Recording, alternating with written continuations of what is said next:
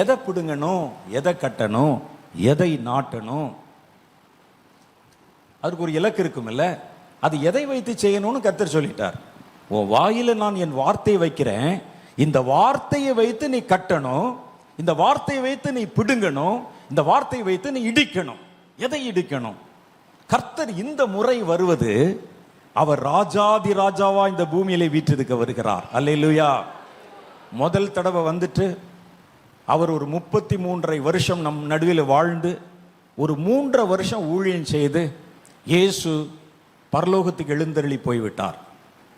இப்போ இயேசு வருவது ஒரு குறுகிய கால ப்ராஜெக்ட் அல்ல.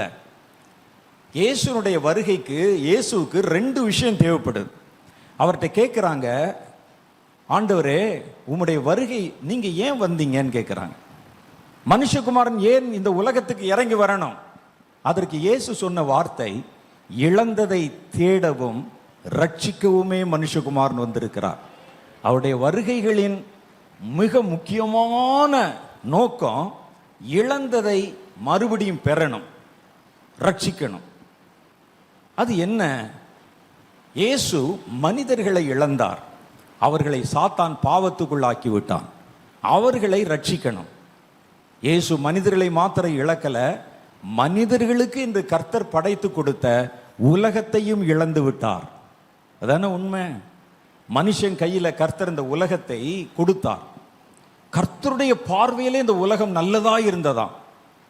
கர்த்தருடைய பார்வையிலே நல்லதா இருந்தா அந்த உலகம் எப்படி இருந்திருக்கும்? அவர் ஒவ்வொன்றையும் உண்டாக்கி தான் உண்டாக்கின எல்லாவற்றையும் பார்த்தார், அது அவருக்கு நலமாய் கண்டது. கர்த்தருடைய பார்வையிலே நல்லதா கண்டதாம்.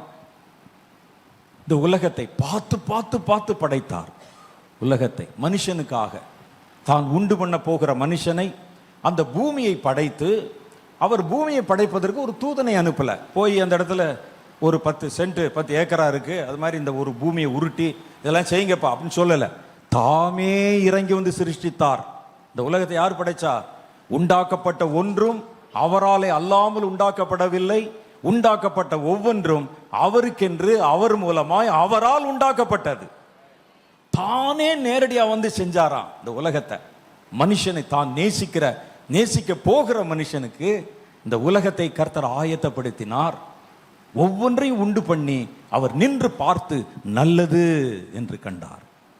அவ்வளோ ஜொலிக்கிற ஒரு உலகம், கரை திரை பிழை இல்லாத உலகம், இருள் இல்லாத உலகம், மகிழ்ச்சியும் சந்தோஷம் உள்ள ஒரு உலகம்.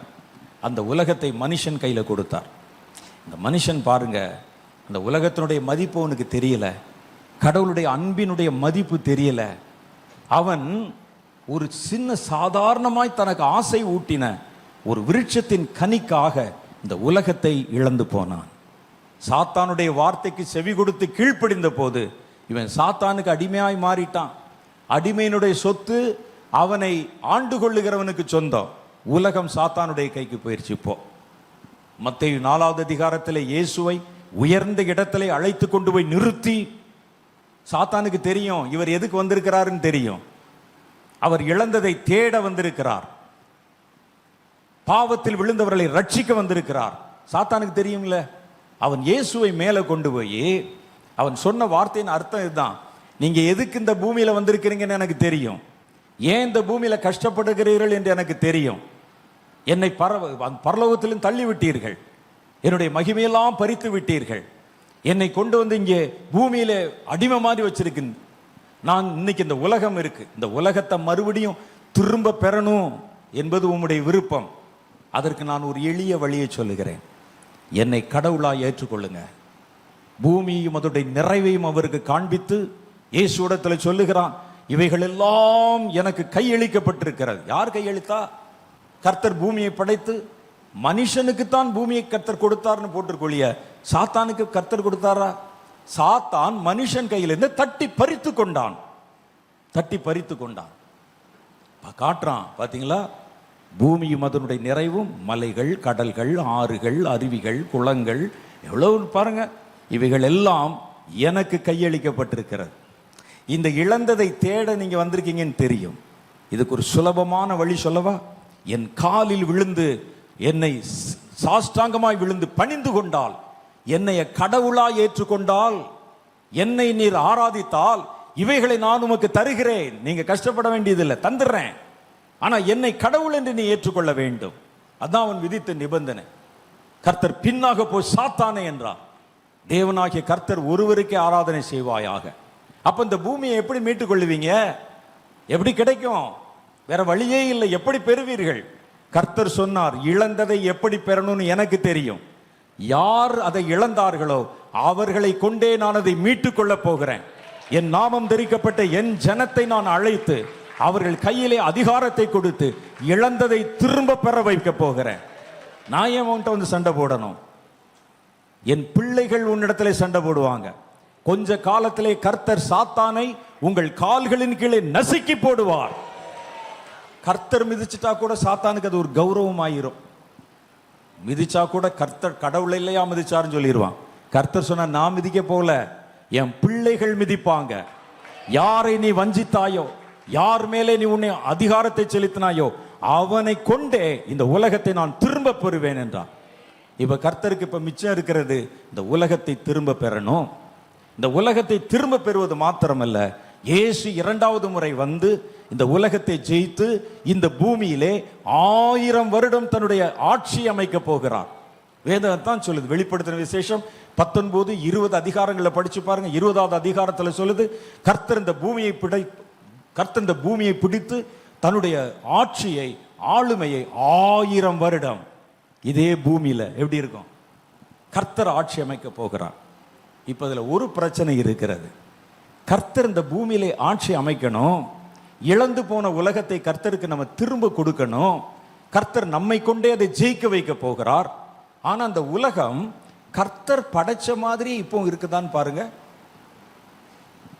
கர்த்தர் படைச்ச மாதிரி எல்லாவற்றையும் பார்த்து நல்லது என்று கண்டாரே, எல்லாம் ஆசீர்வாதமா இருக்குன்னு கண்டாரே, கர்த்தருடைய பார்வையில எல்லாம் நல்லதா இருந்துச்சு, அப்படி இருக்குதான்னு பாருங்க. பிசாசின் கையிலே மனிதன் பூமி இழந்த உடனே பிசாசு தன்னுடைய காரியங்கள் எல்லாம் உள்ள ஸ்தாபிச்சு வச்சிருக்கிறான். லஞ்சம், பாவம், விபச்சாரம், வேசித்தனம், கொடுமை, தீமை, தன்னுடைய ஆதீனத்தில் இருக்கிற எல்லாத்தையும் பூமியில கொண்டாந்து வச்சிருக்கிறான். கர்த்தர் வந்தா இந்த பூமியை கொடுத்தா அதுல உட்கார வைக்க போறீங்க நீங்க? கர்த்தர் உட்கார்ற மாதிரி இந்த பூமி இருக்குதான்னு யோசிச்சு பாருங்க. எப்படி இருக்கும்? இந்த பூமியிலே கர்த்தருடைய கிரியைகள் மாத்திரமா இருக்கு? இந்த பூமியிலே சாத்தானுடைய கிரியைகள் தான் மேலோங்கி இருக்குது. பாருங்க, இந்த கடைசி காலத்தில் எவ்வளவு தன்னுடைய ராஜ்யத்தை, தன்னுடைய காரியங்களை ஸ்தாபிக்க எவ்வளவு இடத்தை வச்சிருக்கிறான். பப்பு, விபச்சார விடுதிகள், எவ்வளவு காரியம் வச்சிருக்கிறான். அப்ப கர்த்தர் வர்றதுக்கு முன்னால அவருக்கு பாதையை சேவை பண்ணா வந்துட்டு போறதுக்குன்னு அர்த்தம். இப்ப கர்த்தர் வரும்போது பாதையை மாத்திரமல்ல, அவர் ஆளுமை செய்வதற்கான பூமியையும் ஆயத்தம் பண்ணணும். இதுல பாருங்க என்ன போட்டிருக்கு? கர்த்தருக்கு வழி. வழின்னு அர்த்தம், வந்துட்டு போயிடுவார்னு அர்த்தம். இந்த 2வது தலைமுறை தீர்க்கதரிசிகள் எழும்புறாங்களே, வழியை மாத்திரமல்ல, அவர் ஆளுமை செய்வதற்கான பூமியையும் அவங்க ஆயத்தப்படுத்தணும். அப்ப சாத்தான் கட்டி எழுப்பி இருக்கிறானே பாவ கோபுரங்கள், சாத்தான் எழுப்பி வைத்த அந்த பாபேல் கோபுரங்கள், பாவத்தின் விடுதிகள், அசுத்தம், அருவருப்பு, இதை எப்படி நம்ம நீக்கணும்? கர்த்தர் சொல்றாரு, உன் வாயிலே நான் என் வார்த்தையை தருகிறேன். இந்த வார்த்தை கட்ட வேண்டியதை கட்டும், இடிக்க வேண்டியதை இடிக்கும், நாட்ட வேண்டியதை நாட்டும், எழுப்ப வேண்டியதை எழுப்பும். மறுபடியும் பூமி ஒரு புது சிருஷ்டிப்பாய் மாறும். நான் அதை உன்னை கொண்டு செய்ய போகிறேன் என்கிறார் கர்த்தர். அந்த தீர்க்கதரிசி தான் நமக்கு இன்னைக்கு தேவை. கொள்ளையடிக்கிறவன் இல்ல, அவர்களுக்கு அங்கே வரக்கூடிய ஜனங்களுக்கு குறி சொல்லுகிறவன் அல்ல. இன்னைக்கு எழும்புகிற தீர்க்கதரிசி உலகத்தை சீர்படுத்தணும். சாத்தான் இனி எதையும் நாட்ட விடாதபடிக்கு அவைகளை பிடுங்கி எடுக்கணும். பிடுங்கி எடுத்தால்னா என்ன அர்த்தம்? வேரூன்றி போயிருக்கும். எத்தனை வருஷம் பாவம் இந்த உலகத்துல வேரூன்றி போயிருக்குது. அதனுடைய வேர்கள் பூமியின் அடி ஆழங்களிலே பரவி இருக்கிறது. இதை பிடுங்குவது சாத்தியமல்ல, ஒரு மனுஷனுடைய முயற்சியினால் சாத்தியமல்ல. கர்த்தர் சொல்லுகிறார், என் வார்த்தை அதை செய்யும், என் வார்த்தை அதை செய்யும். சாத்தான் ஏற்படுத்தி வைத்த அலங்கங்கள், சாத்தான் ஏற்படுத்தி வைத்த அடையாளங்கள், சாத்தான் ஏற்படுத்தி வைத்த அவனுடைய கிரியைகள் எல்லாவற்றின் மேலும் என் வார்த்தை ஜெயம் கொள்ளும் என்று கர்த்தர் சொல்லுகிறார். அந்த வார்த்தையை நான் ஓன் வாயில கொடுத்து உன்னை கொண்டு அதை செய்ய வைக்க போகிறேன். முதல்ல கர்த்தர் உலகத்தை படைத்த போது உலகமானது ஒழுங்கின்மையும் வெறுமையுமாய் இருந்த போது கர்த்தர் தம்முடைய வார்த்தையை அவரே வந்து அனுப்பினார். உண்டாக கடவுது என்றார். பூமி உண்டாக்கப்பட்டது. அது எல்லாம் மறுபடியும் புதிதாக்கப்பட்டது. வாசிச்சிருக்கமே. அப்ப மனுஷன் இருக்கல. ஆகவே கர்த்தர் நேரடியாக இறங்கி அவரே அந்த வார்த்தைகளை அவர் சொல்லி பூமியை அவர் சிருஷ்டித்தார். இப்போ மனுஷர் இருக்கிறான். இந்த பூமியை கர்த்தர் மனுஷனுக்கு கொடுத்துட்டார். இப்போ இந்த பூமியை சுத்தப்படுத்தணும்னா மனுஷன் தான் சுத்தப்படுத்தணும். கர்த்தர் அதற்கு உதவி செய்வார். அவ்வளவுதான். இப்ப நீங்க நடுவில் இருக்கீங்களே, அதனால கர்த்தர் தாமே நேரடியாய் தம்முடைய வார்த்தைகளை பேசாம அதை தன் மனிதர்கள் மூலமாக பேச வைக்க போகிறார். கர்த்தர் தம்முடைய வார்த்தைகளை மனுஷர் மூலம் பேச வைப்பதற்கு பேர் தான் தீர்க்க தரிசனம். அது மனுஷனுடைய வார்த்தை அல்ல. நாம் பேசினா அது ஏன் வார்த்தை இல்லை. கர்த்தர் தான் பேச வேண்டியதை எங்க வாயில தந்து நீ சொல்லுடான்னு சொல்றாருல, அது பேர் தான் தீர்க்க தரிசனம். அப்ப இந்த தீர்க்க தரிசிகள் எழும்ப போறாங்க. கட்டுகிறவர்கள், நாட்டுகிறவர்கள், பிடுங்குகிறவர்கள், இடிக்கிறவர்கள், அப்புறம் எதெல்லாம் வந்து டிமாலிஷ் பண்ணிட்டோமோ அந்த இடத்துல தேவன் ஆரம்பத்தில் வச்சிருந்தாரே அது எல்லாவற்றையும் மறுபடியும் உருவாக்கணும். அப்ப ரெண்டு கூட்டம் தீர்க்கதரிசிகள் எழும்புவாங்க. ஒன்று பொல்லாதவைகளை அழிக்கிறவர்கள், இரண்டாவது புதிய காரியங்களை சிருஷ்டிக்கிறவர்கள். இது ரெண்டுமே கர்த்தருடைய வார்த்தையினால் சாத்தியமாக போகிறது. கர்த்தர் அந்த வார்த்தைகள் இந்த பூமியிலே கொடுக்க விரும்புகிறார். அந்த வார்த்தைகளை தன் வாயிலே பெற்றுக்கொள்ளுகிற ஒரு புதிய தலைமுறையை கர்த்தர் எழுப்ப விரும்புகிறார். அதை தேடித்தான் கர்த்தர் இன்னைக்கு திருப்பத்தூர்ல வந்து நின்று கொண்டிருக்கிறார். இவனாவது கேட்பானா? இவனாவது என்னிடத்துல என்னுடைய சித்தத்தை நிறைவேற்ற வருவானா? இவளை பயன்படுத்தலாமா, இவனை பயன்படுத்தலாமா என்று ஆவலோடு கர்த்தர் தம்முடைய ஜனங்கள் கூடுகிற இடத்திலெல்லாம் வந்து நிற்கிறார். நாமோ நம்முடைய பிரச்சனைகளையும், நம்முடைய தேவைகளையும், நம்முடைய கவலைகளையும், நம்முடைய வியாதிகளையும், நம்முடைய கடன்களையும் சொல்லி அவர்கிட்ட இருந்து வாங்கிட்டு போக தான் விரும்புகிறோம் ஒழிய கர்த்தருக்கென்று ஒரு சிறு துரும்பையும் அசைக்க விரும்புவதில்லை. ஆகவே கர்த்தர் ஏமாற்றத்தோடு திரும்புகிறார். நான் வந்தா, என் பிரச்சனை வந்தா உடனே அவன் ஒரு பெரிய லிஸ்ட் வச்சிருக்கிறான். என் மனசுல என்ன இருக்குன்னு யாரும் கேட்கல. நான் எதற்கு மனிதர்களை தேடுகிறேன் என்பது அவனுக்கு விளங்கல. அவனுக்கு அவன் காரியம் முக்கியம், அவனுடைய சுகம் முக்கியம், அவனுக்கு கிடைக்க வேண்டிய பணம் முக்கியம், அவனுக்கு கிடைக்க வேண்டிய வசதி முக்கியம். அப்படிப்பட்ட கூட்டத்தை பார்த்து பார்த்து பார்த்து நான் இளைத்து போனேன். நான் விரும்புகிற, நான் எழுப்ப போகிற அந்த புது தலைமுறை தீர்க்கதரிசிகள் கட்டவும், நாட்டவும், பிடுங்கவும், எழுக்கவும், அழிக்கவும், ஏற்படுத்தவும் உண்டாகிற தீர்க்கதரிசிகளை திருப்பத்தூர்லயாவது ஒரு 10 பேர் கிடைப்பாங்களான்னு கர்த்தருடைய ஆவியானவர் ஆவலாய் உங்களை பார்த்து கொண்டிருக்கிறார். என்ன பதில் சொல்ல போறீங்க நீங்க? வழக்கம் போல வருகிற மற்றவர்களை போல உங்க பிரச்சனை சொல்ல வந்திருக்கிறீங்களா, அல்லது கர்த்தருடைய காரியத்தை குறித்து கவலைப்பட வந்திருக்கிறீர்களா? கர்த்தர் சொல்ல எப்படிப்பட்ட பிள்ளைகளை கர்த்தர் பெற்றிருக்கிறார் என்று உங்களை பார்த்தாலே தெரியணும். ஆண்டவரை நீங்க சொல்லுங்க, மரணமே நேரிடுவதா இருந்தாலும் உம்முடைய சித்தத்தை செய்யணும், உம்முடைய சித்தம் நிறைவேறணும். இந்த பூமியை, எவ்வளவு பெரிய பூமி எங்களை நம்பி கொடுத்தீங்களே, மனுஷன்ட்ட கொடுத்தீங்களே, என் கட்டுப்பாட்டில் இருக்கட்டும், நான் ஆளுமை செய்கிறேன், நீ அதை சும்மா வாழ்க்கை நடத்தினா போதுன்னு சொல்லாம பூமியையோ கர்த்தர் மனுபுத்திரருக்கு கொடுத்தார் என்று எழுதி கொடுத்தீங்களே ஆண்டவரே, நாங்கள் அதை இழந்துட்டோமே. நல்லா யோசிச்சு பாருங்க. வேதம் சொல்லுகிறது, வானத்தின் நட்சத்திரங்கள், சூரிய சந்திரர்கள் எல்லாம் கர்த்தரை துதித்து கொண்டே இருக்குதான். யோபு அழகா சொல்றான், வானத்தின் நட்சத்திரங்கள், அதிகாலை நட்சத்திரங்கள் எழும்பி தேவனை கம்பீரமாய் துதித்ததை நீ அறிவாயா என்று கர்த்தர் கேட்கிறார். அப்ப நட்சத்திரம் துதிக்குது, அதுக்கு ஒரு சத்தம் இருக்குது. மனுஷனால எல்லா சத்தம் கேட்க முடியாது. சில அல்ட்ரா சவுண்ட்ஸ் மனுஷனுடைய காதுல கேட்காது. இந்த வௌவால் கத்திக்கொண்டே தான் பறக்கும். வௌவால் சத்தத்தை யாரும் கேட்க முடியாது, அவருடைய டெசிபல் வேற. அப்ப அது மாதிரி நிறைய சத்தங்கள் பூமியில் இருக்குது, உலகத்தில் இருக்குது, வானத்தில் இருக்குது. வானத்தின் நட்சத்திரங்கள் தேவனை துதித்து கொண்டே இருக்குதான் எப்போ பார்த்தாலும். அப்ப கர்த்தர் படைத்த கிரகங்கள் எல்லாம் கர்த்தரை துதித்து கொண்டே இருக்குதான். ஆனா அது நடுவில் ஒன்றே ஒன்று, இந்த பூமி, இந்த பூமியிலிருந்து எழும்புகிற சத்தம் அசுத்தத்தின் சத்தம், பாவத்தின் சத்தம், கதறலின் சத்தம், அழுகையின் சத்தம், கொலை பண்றவனுடைய சத்தம், பொல்லாதவருடைய சத்தம், சாத்தானுடைய தூஷண சத்தம் எல்லாம் கர்த்தரை துதிக்கும் போது ஒரே ஒரு பூமியில, ஒரு கிரகத்தில் இருந்து மாத்திரம் அசிங்கமான சத்தம் கேட்டா எப்படி இருக்கு யோசிச்சு பாருங்க. அதை சகிக்க முடியுமா? தாங்க முடியுமா? கர்த்தர் சொல்லுகிறார், தூஷிக்கருடைய வாய் கட்டப்படணும், தூஷிக்கிற பூமியிலிருந்து எழும்புகிற சத்தம் கட்டப்படணும். எல்லாம் கர்த்தரை துதிப்பதை போல பூமி கர்த்தரை துதிக்கணும்.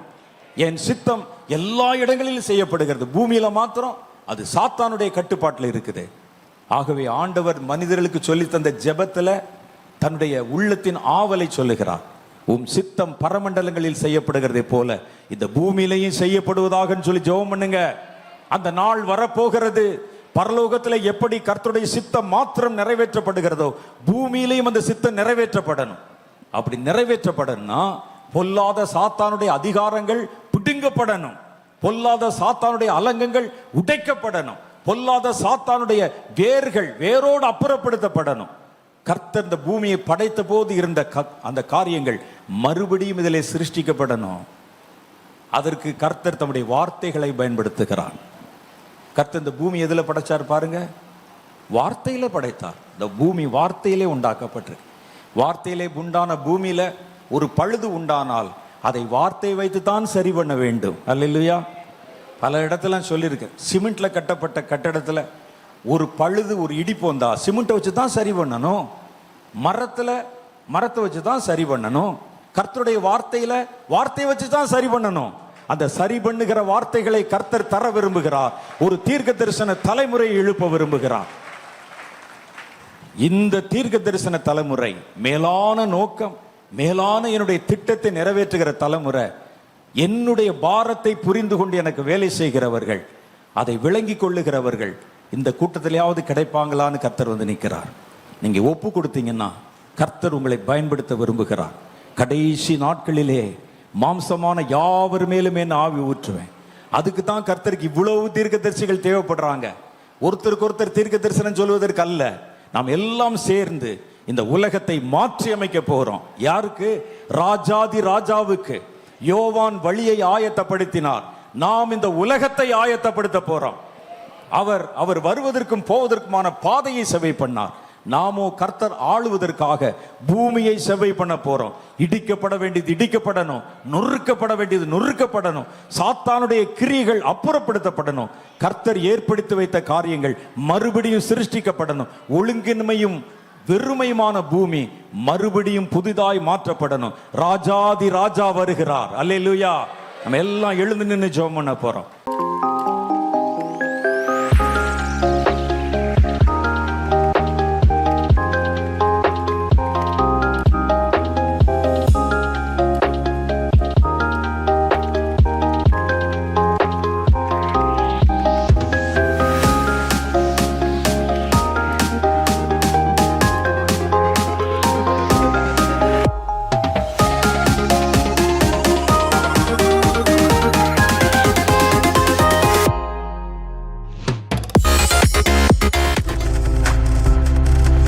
நீங்கள் பார்த்து கொண்டிருப்பது உங்கள் ஜாய் டிவி. உங்கள் துக்கம் சந்தோஷமாய் மாறும்.